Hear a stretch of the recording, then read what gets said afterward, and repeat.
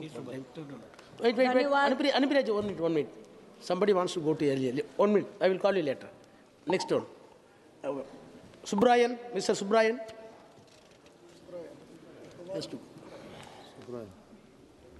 Speaker sir, கடந்த 11 ஆண்டுகால அனுபவங்கள் ஆட்சியாளர்கள் மக்களின் நம்பிக்கைக்கு பாத்திரமானவர்கள் அல்ல என்பதை தொடர்ந்து நிரூபித்து வருகிறது.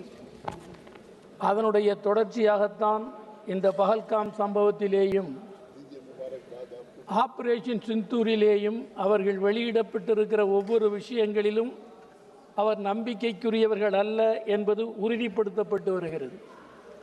ஆர்டிகிள் 370 நீக்கப்பட்டதற்கு பின்னர் அந்த பகுதி முழுவதும் எந்தவிதமான பயங்கரவாதமோ தீவிரவாத தன்மைகளோ வெளிப்படவில்லை என்று சொல்லுவது எவ்வளவு பொய்யான, மக்களை ஏமாற்றுகிற வேலை என்பது பஹல்காம் சம்பவம் உறுதிப்படுத்தி இருக்கிறது. 26 பக்தர்கள் கொல்லப்பட்டிருக்கிறார்கள். அதற்கு எது காரணம்? உளவுத்துறை முடமாக்கப்பட்டிருப்பதுதான் காரணம். உண்மையில் சத்திய மேவை ஜெயதே என்ற முழக்கத்திற்கு ஆட்சியாளர்கள் பொருத்தமானவர்கள் என்றால் உள்துறை அமைச்சர் ராஜினாமா செய்து வெளியேறி இருக்க வேண்டும்.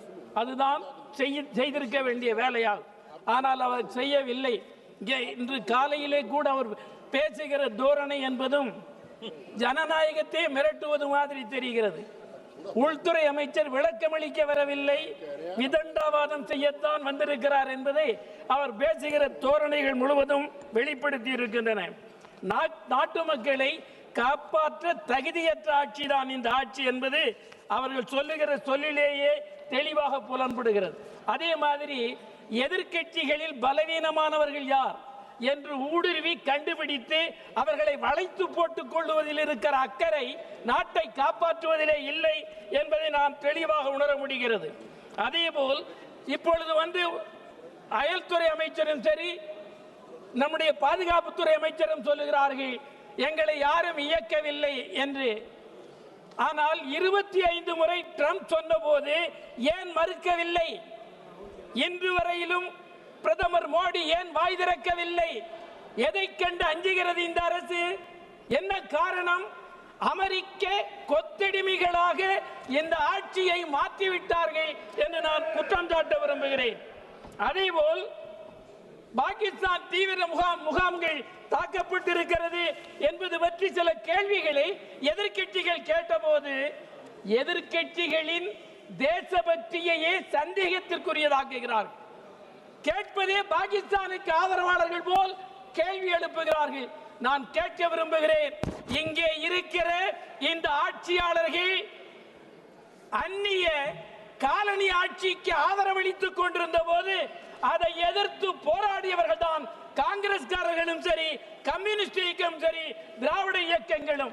நீங்கள் அப்பொழுது தேசத்திற்கு எதிராக இருந்தீர்கள். இவர்கள் தேசத்துக்கு எதிராக இருந்தவர்கள் தேசபக்தியை பற்றி சொல்லுகிறார்கள். அதிலும் கொடுமை, மகாத்மா காந்தியடிகளை பற்றி, ஜவஹர்லால் நேருவை பற்றி பேசுகிற தார்மீக தகுதி அவர்களுக்கு இல்லை. அவர்கள் தேசபக்தர்கள். 9 ஆண்டுகள் சிறையில் இருந்தவர் ஜவஹர்லால் நேரு. இந்தியாவினுடைய உலக அரங்கில் இந்தியாவின் பெருமையை ஒளிவீசி செய்த அந்த ஜவஹர்லால் நேருவை பற்றி இவர்கள் குத்தி காட்டுவது உள்நோக்கம் கொண்ட அரசியல் அவதூறு. அவற்றை நிராகரிக்கிறோம். நிறைவாக ஒன்றை சொல்லி முடிக்கிறேன். ஒரே ஒரு விஷயத்தை சொல்லி முடிக்கிறேன். இந்திய கம்யூனிஸ்ட் கட்சியின் சார்பில் நான் பேசுகிறேன். தேசபக்தியை பற்றி இவர்கள் சொல்லுகிறார்கள். இந்தியாவின் மீது சீனா ஆக்கிரமிப்பு செய்த போது அது ஒரு கம்யூனிஸ்ட் நாடு என்ற நிலையிலேயும் அதை கண்டனம் செய்து தீர்மானம் போட்டு ஆதரித்த கட்சி இந்திய கம்யூனிஸ்ட் கட்சி என்பதை சொல்லி விடைபெறுகிறேன். Sri Gurmeet Singh, please.